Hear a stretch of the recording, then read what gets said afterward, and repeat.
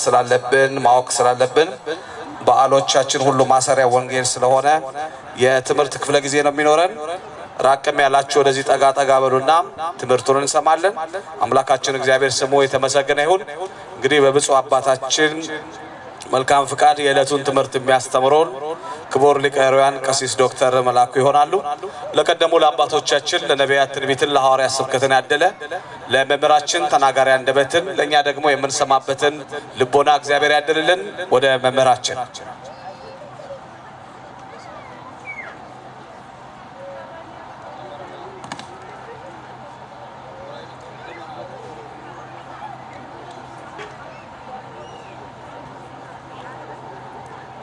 በስመ አብ ወወልድ ወመንፈስ ቅዱስ አሐዱ አምላክ አሜን። ብፁዕ አባታችን አቡነ በርናባስ የደቡብ ካሊፎርኒያና አላስካ አህጉረ ስብከት ሊቀ ጳጳስና የቅዱስ ሲኖዶስ አባል መላከ ኃይል ቆሞስ አባ ሀብተ ማርያም የዚች የደቡብ ካሊፎርኒያ እና አላስካ አህጉረ ስብከት ዋና ስራ አስኪያጅና የደብረ ሳይል ቅዱስ ገብርኤል ቤተ ክርስቲያን አስተዳዳሪ፣ የሀገረ ስብከቱ የመምሪያ ኃላፊዎች፣ የአድባራት አለቆች፣ አይንተ እግዚአብሔር አባቶች ካህናት፣ ወንድሞች ዲያቆናት፣ በደመ ክርስቶስ የተዋጃችሁ የመስቀሉ ፍሬዎች የሆናችሁ የእመቤታችን የቅድስት ድንግል ማርያም ልጆች አባቶች፣ እናቶች፣ ወንድሞች፣ እህቶች እንኳን ከዘመነ ማቴዎስ ወደ ዘመነ ማርቆስ በሰላም በጤና አሸጋገራችሁ። እንኳን ለብርሃነ መስቀሉ በሰላም በጤና አደረሳችሁ። እግዚአብሔር አምላካችን አሁንም ከመስቀሉ በረከት እንዲያሳትፈን ቅዱስ ፈቃዱ ይሆንልን። ትምህርቱን ተምረናል። ብዙ አልይዛችሁም። ነገር ግን የተወሰኑ ሰዎች እኛ ፕሮግራሙን እንደው አጠር ለማድረግ አስበን ነበር። ግን ብዙ ሰው ስብከተ ወንጌሉ ከተሰበከ በኋላ እንደገና የመጣለ ስለተባለ ነው እንጂ በእውነት ከዚህ በፊት የተሰጠው ትምህርት በቂ ነበር እና ቢደጋገምም ደግሞ ወንጌል ስንት ጊዜ ነው የተጻፈልን? 4 ጊዜ ነው አይደለ? ስለዚህ እንደገና ደግመን ደጋግመን ልንሰማ ይገባናልና እግዚአብሔር ቃሉን እንዲገልጥልን ቅዱስ ፈቃዱ ይሆንልን። በዛሬው ዕለት የምንማረው ለተወሰኑ ደቂቃዎች ነው የምንማረው የመስቀሉ ውበት የሚል ይሆናል የትምህርታችን ርዕስ። የመስቀሉ ውበት ቀደም ሲል በነበረው የትምህርት ፕሮግራም ላይ እንደተነገረን መስቀል የሚለው ቃል ወይም ደግሞ ዛሬ በእጃችን ላይ የያዝነው እኛ ካህናቱ በአንገታችን ላይ ያጠለቅነው በልብሳችሁ ላይ እህቶቼ ባማረ መንገድ የተጠለፈው መስቀል የሚለው ቃል የዛሬ 2000 ዓመት ከ2000 ዓመት በፊት የሚያስፈራ ነበረ፣ የሚያስጨንቅ ነበረ። የመርገም ምልክት ነበር፣ የሞት ምልክት ነበር። ነገር ግን የእግዚአብሔር ልጅ ወልደ እግዚአብሔር ኢየሱስ ክርስቶስ በቀራንዮ ኮረብታ ላይ ስለኔና ስለናንተ በመስቀል ላይ ተሰዋልን። ከዛን ጊዜ ጀምሮ መስቀሉ የእርግማን ሳይሆን የበረከት፣ የሞት ሳይሆን የሕይወት ምልክት ሆነልን። ክብርና ምስጋና ለአምላካችን ይሁን። ስለዚህ ዛሬ የተወሰኑ ነገሮችን አነሳለሁኝ። ለምንድነው መስቀሉ ውበታችን የሆነው? ለምንድነው መስቀሉ ኃይላችን የሆነው? ለምንድነው መስቀሉ ቤዛችን የሆነው? የመጀመሪያው አንደኛው መስቀሉ የንጉሱ የክርስቶስ የክብሩ ዙፋን ነው። ከዚህ በፊት ሰዎች ይሰቀሉበት ነበር፣ ይሰቃዩበት ነበር። የተረገሙ የተባሉት ወንጀለኞች የተባሉት ስቃይ የሚቀበሉበት ስፍራ ነበር።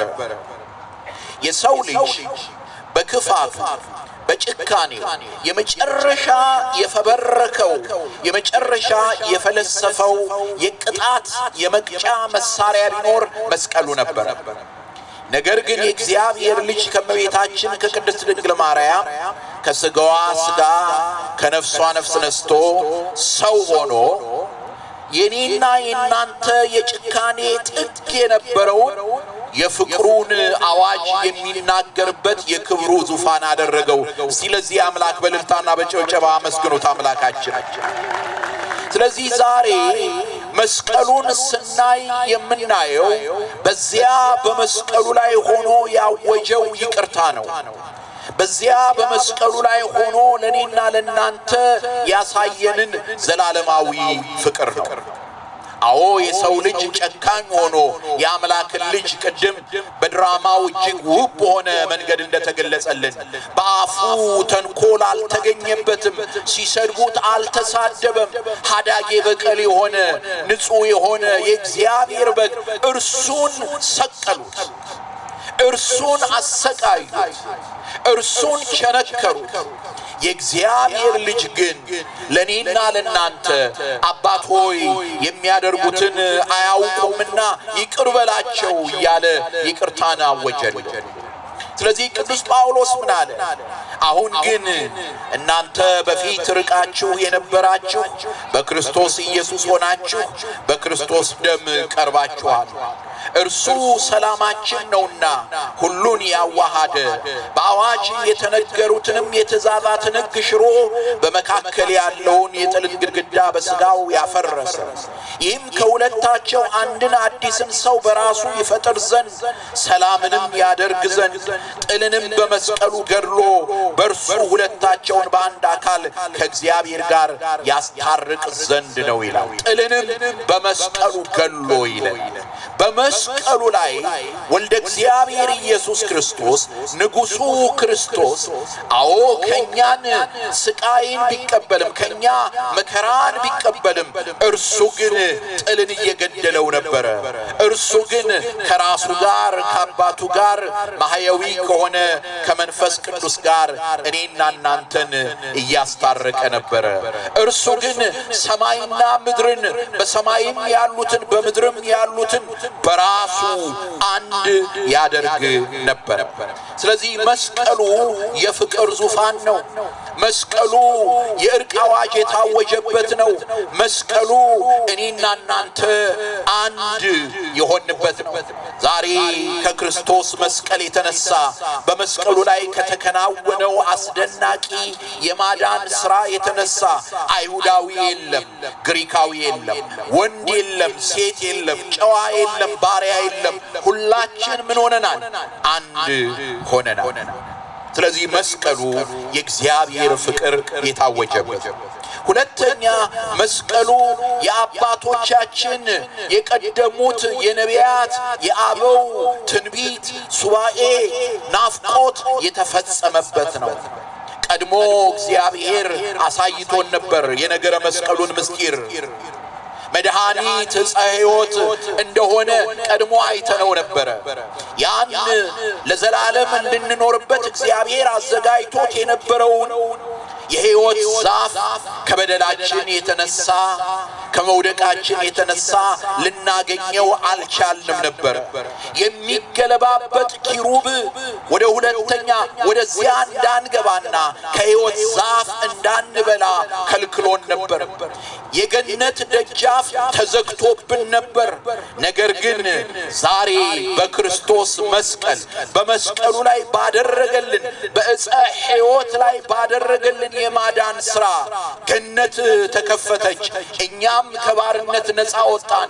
ስለዚህ መስቀሉ የነፃነታችን አርማ ነውና መስቀሉን ለሰጠን የመስቀሉን አርማ ለሰጠን ለአምላካችን እስቲ በእልልታና በጭብጨባ እንደገና እናመስግነው።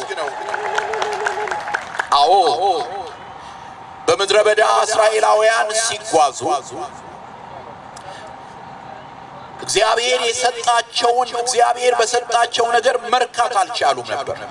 እግዚአብሔር ያዘጋጀላቸውን ማዳኑን ሊያዩ አልቻሉም ነበር።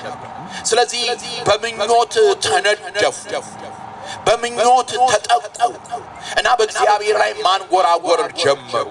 እግዚአብሔርን ተፈታተኑት።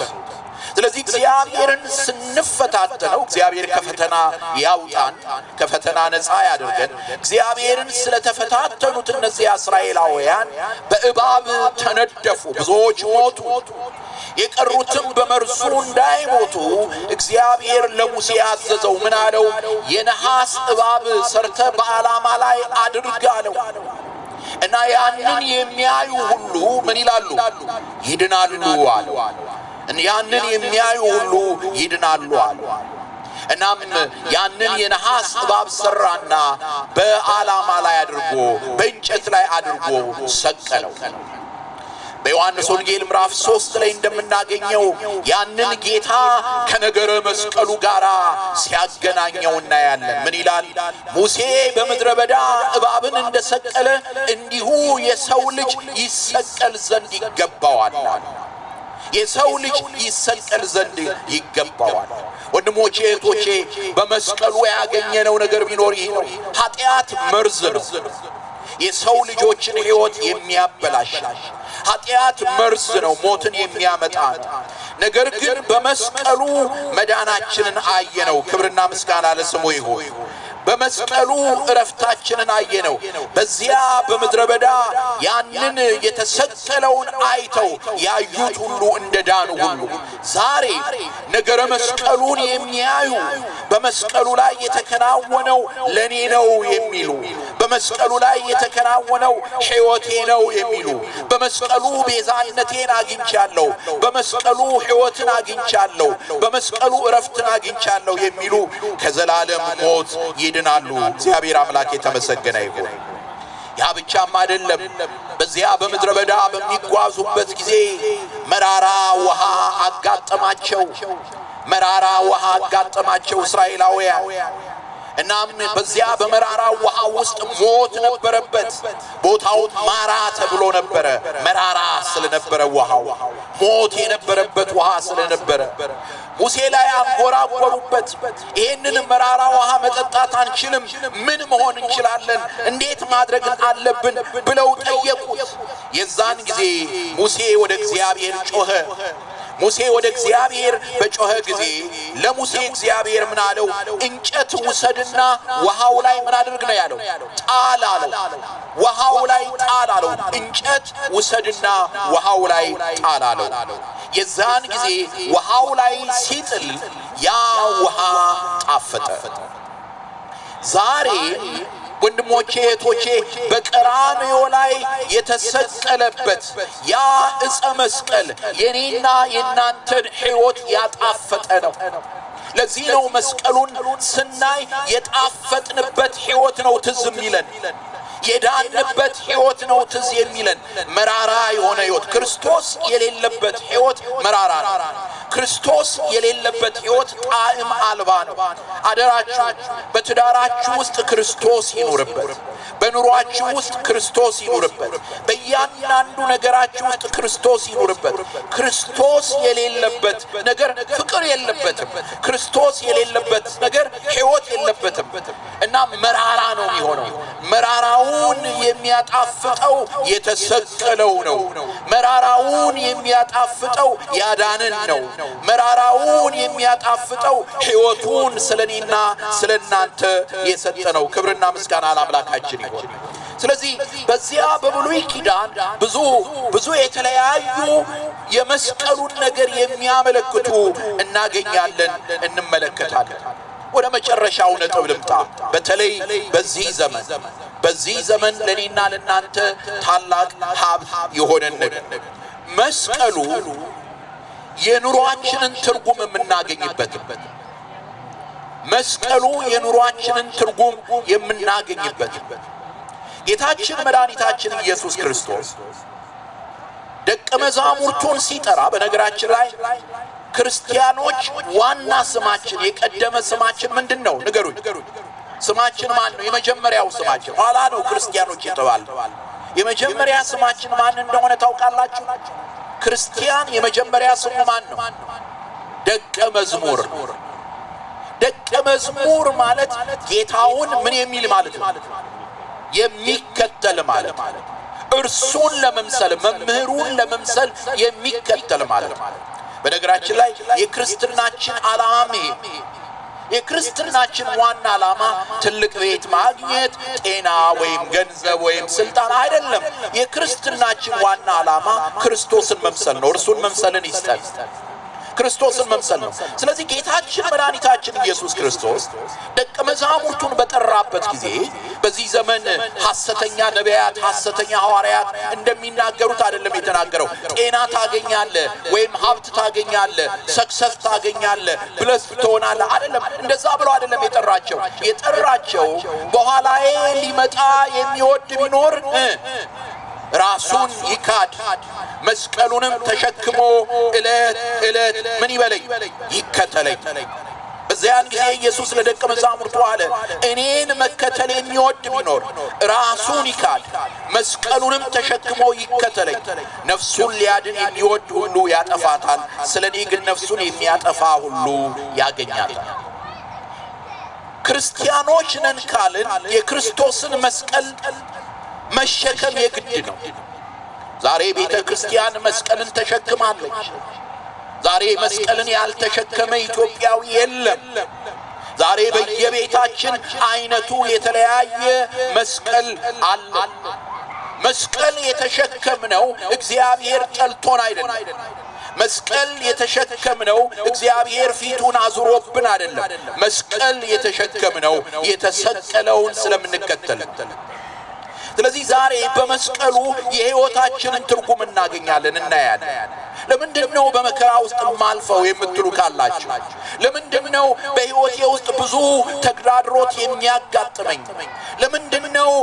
ባስቸጋሪ ነገር ውስጥ በዚህ ውስጥ ማልፈው እግዚአብሔር የት ነው ያለው የምትሉ ካላችሁ ወንድሞቼ እህቶቼ መከራችንን የሚያውቅ ብቻ ሳይሆን መከራችንን የተካፈለ አምላክ አለንና ደስ ይበላችሁ እግዚአብሔርን አመስግኑት እንደገና ደግሞአለሁ በደም እንድትሰሙ ይፈልጋለሁ መከራችንን የሚያውቅ ከንፈር መጥቶ የሚያልፍ አምላክ አይደለም ያለ መከራችንን የሚያውቅ ብቻ ሳይሆን መከራችንን የተካፈለ የኔና የናንተን መከራ የተካፈለ ጌታ አለን አምላክ አለን ስለዚህ ይሄንን አምላክ ይዘን ልንጓዝ ይገባናል አንድ ቃል ላንብብላችሁ እንዲህ ይለናል በግፍ መከራን የሚቀበል ሰው እግዚአብሔርን ያሰበ ሐዘንን ቢታገስ ምስጋና ይገባዋልና በግፍ መከራን የሚቀበል እዚህ ላይ ነው ግን መጠንቀቅ ያለብን በእኛ ተንኮል በእኛ የኃጢአት አካሄድ እንዳይሆን መከራችን እዛ ላይ ነው መጠንቀቅ ያለብን ክፉ ሰውን ሚቴት ማድረግ የለብንም እኔና እናንተ ማየት ያለብን የተሰቀለውን ክርስቶስን ኢሳይያስ 53ን በቃሉ እጅግ ውብ ሆነ ተውኔታዊ አቀራረብ አቅርቦልናል ጌታ እኛ እንደተመታ እግዚአብሔር እንደተቆጣው አድርገን ቆጠርናል ነገር ግን የሁላችንን በደል ተሸከመ ተንኮል የሌለበት እርሱ አለ ስለዚህ እርሱ ንጹህ ሆኖ መከራን ተቀብሏል እርሱ ተገፍቷል ለምን ተገፋው ማለት የለብን ለምንድነው ሰው ፊቱን ያዞረብኝ ማለት የለብን ለምንድነው ሰው ስሜን የሚያጠፋው ማለት የለብን ለምን ወልደ እግዚአብሔር ኢየሱስ ክርስቶስ መከራ መስቀልን ተቀብሏል እርሱ ከተገፋ እኛ እንገፋለን እሱ መከራ ከተቀበለ እኛ መከራ እንቀበላለን የዛን ጊዜ መከራው ክብራችን ይሆናል የዛን ጊዜ በመከራችን ውስጥ እርሱ ከኛ ጋር ይሆናል እግዚአብሔር ይክበር ይመስገን በግፍ መከራን የሚቀበል ሰው እግዚአብሔርን ያሰበ ሐዘንን ቢታገስ ምስጋና ይገባዋል በግፍ መከራ እየተቀበላችሁ ያላችሁ እንዳታፍሩ በግፍ መከራን እየተቀበላችሁ ያላችሁ እግዚአብሔር ረሳኝ እንዳትሉ በእግዚአብሔር ዘንድ ምስጋና አላችሁና በግፍ መከራን እየተቀበላችሁ ያላችሁ ሰው ፊቱን ያዞረባችሁ ጥላሸት የሚቀባባችሁ ተንኮል እንቆቅልሽ የሚያደባባችሁ ልታፍሩ አይገባም እናንተ ቀና ነው ልትሉ የሚገባው ለምንድነው ቀና ቀና የምንለው? ከየት ነው ትምክህታችንን የምናገኘው? ከመስቀሉ።